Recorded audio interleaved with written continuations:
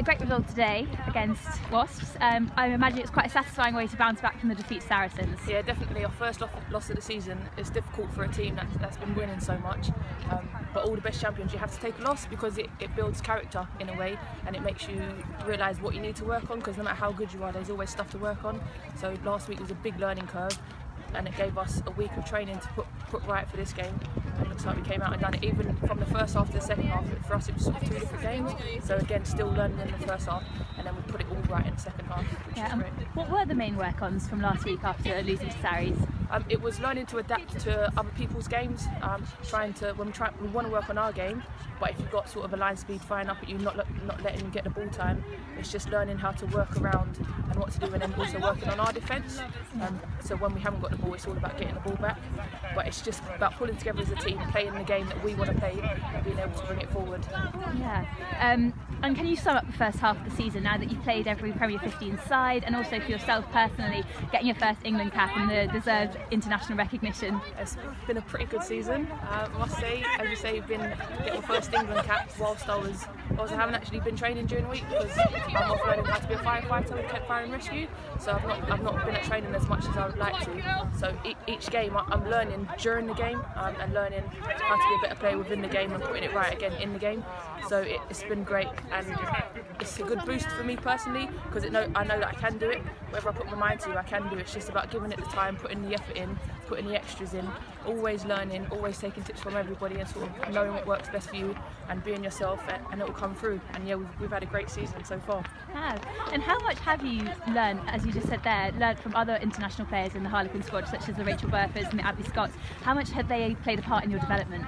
I learned so much from different types of players. So someone like Burford, sometimes my role is to sort of hang out with the backs in the game and be off them, but obviously my first role is being a forward, so looking after the ball in a breakdown, and it's just sort of learning where I need to be and when.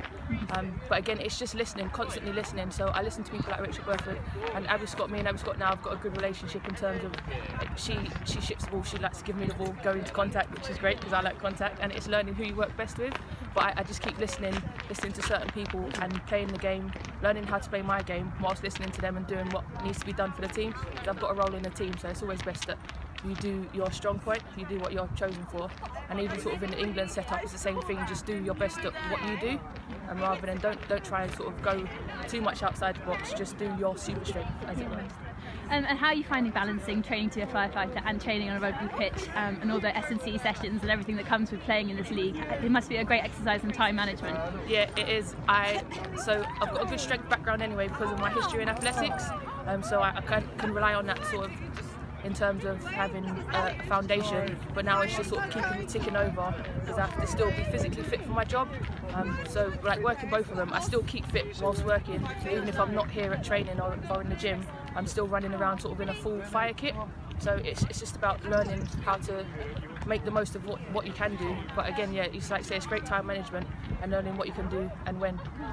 And just finally, obviously last week you played your game at the Stoop after the men's game, and there was the first televised Premier 15s game as well. Yeah. I'm going to ignore them. How good has this league been for the development of the women's game and the expansion of the women's game, just putting it in front of more people? Yeah, so my last season was my first season in the Premiership, and even from just my comparison of one season to this is such a big step up. Even so much things as a sponsorship, and you've got the banners all around, and even, as you say, first televised game was Sky Sports, but also there's a game each week televised until Premier 15's website, as well as the England Rugby website. So it's just about promoting, and us taking responsibility as well, setting up our social medias, promoting ourselves, promoting other teams, and it is. Women's rugby is one big community, and we're all working together. As much as we try and rip each other up on the pitch, we're all here for the wider game. So it's just about working together and ourselves promoting ourselves and everyone else promoting us. But yeah, it's been a big difference. Even things like we've got our own balls, we've got the Tyrrell's Premier 15's brand on the balls, and we feel a lot more equal to the men now, I think. So when we feel better, we play better, and then more people want to watch because we're better, and it's good for everyone. Yeah.